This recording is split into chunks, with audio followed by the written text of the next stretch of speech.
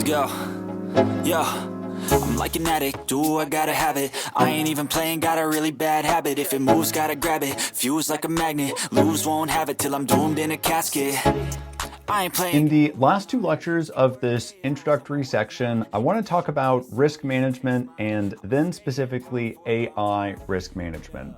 And the idea here is just to give you a better feel for what AI governance professionals do, so that if this is something that you're interested in pursuing, then you know what you're getting yourself into.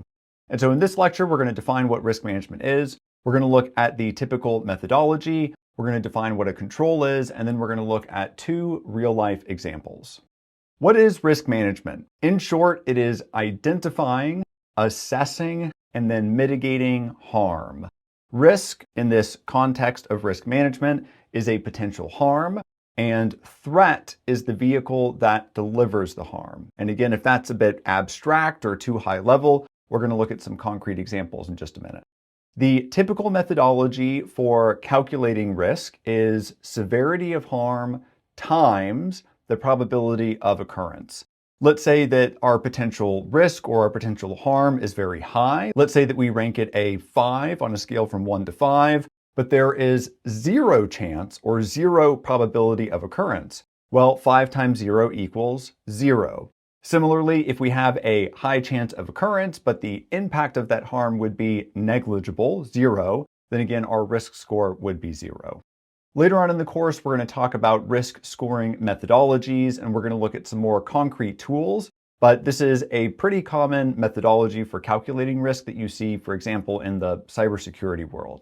And so we've said that risk management professionals are identifying, assessing, and then mitigating risk. So we identify a risk that exists, we determine the potential impact that this could have on our organization, and then we select safeguards to implement to mitigate or to lower the amount of risk or harm that our organization could suffer.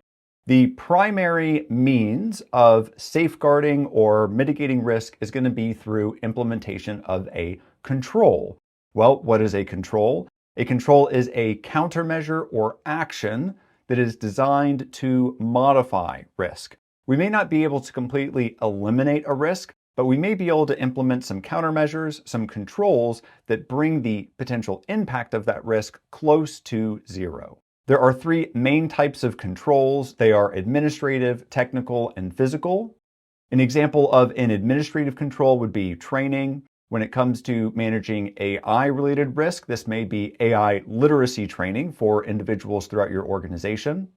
An example of a technical control would be a firewall. So when it comes to protecting your organization's network and making sure that that is secure, we would implement firewalls to make sure that we don't have any malicious actors that are able to enter the network, for example. And finally, we have physical controls. So think about going to your office.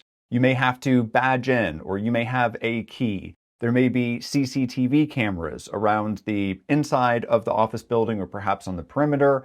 Maybe you have gates or guards or even guard dogs. These are all examples of physical controls. So let's look at a very common example here to try and make this a little bit more concrete. And the risk that I want to talk about in this example is bodily harm. So getting into a car accident here. Every time we get into a car, whether it's as a driver or a passenger, there is the risk of bodily injury. Even if it's not our fault, there could be someone that's driving very carelessly and they slam into our car and we are injured. So our risk in this example is bodily injury. The threat would be a car accident. And there are a number of different things that we do, again, as passengers and as drivers to help mitigate control, to help prevent us from, number 1, getting into a car accident. Number 2, if we do get into an accident, of limiting or mitigating the risk of bodily harm. We're going to put on our seatbelt, we're going to obey traffic signals, and we're also going to maintain our car. We're going to make sure that our tires are rotated regularly, we're going to make sure that they're properly inflated. If it's nighttime, we're going to turn on our headlights, and if it's raining, then we're going to make sure that we turn on our windshield wipers. So all of these controls are going to help to lower the likelihood that we are in an accident, and if we are in an accident, again, we have a safety belt, we may have an airbag. These are things that are going to hopefully limit the amount of bodily injury that we suffer. Another example that's going to be much more widespread and prevalent in the AI governance context is going to be generation of harmful or offensive content. This could be text, it could be an image, it could be a video, or it could even be audio. I want you to think, for example, about the number of fraudsters out there that are generating different types of content to scam individuals into, for example, providing them money. Now, one thing a threat actor, a malicious actor may do is use what is referred to as an adversarial prompt. A prompt is an instruction that we give to a generative AI system in order for it to produce something. For example, I want you to generate some malicious code, some malware, some ransomware that can help me to scam someone out of money. One thing that the Frontier AI Labs are doing to help mitigate or to help prohibit malicious actors from using their tools to generate this type of harmful content is the use of system prompts and content filters. A system prompt is essentially a set of instructions that manages the relationship between the user and the AI system. For example, the AI system, this could be ChatGPT, it could be Gemini, it could be Claude, it could be Llama, for example.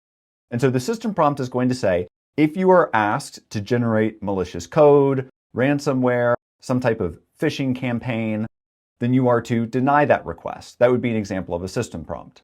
Now, let's say that the malicious actor is somehow able to get that prompt into the system. Well, on the back end of the AI system, there's going to be what's called a content filter. And so let's say that the system actually does end up generating some malicious code. Before that code exits the system and is presented to the malicious actor in this case, the content filter is going to hopefully stop that content from being outputted. In this lecture, we've defined risk management, looking at some concrete examples. Remember that when we're talking about risk management, this is the identification, assessment, and mitigation of risk.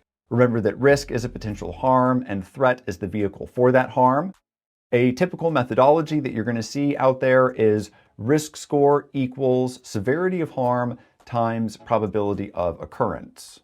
You also need to know what a control is. This is a countermeasure or action that is designed to modify risk. There are three main categories: administrative, technical, and physical. And finally, we use two real-life examples to help these concepts sink in. We look specifically at car accidents and adversarial prompts.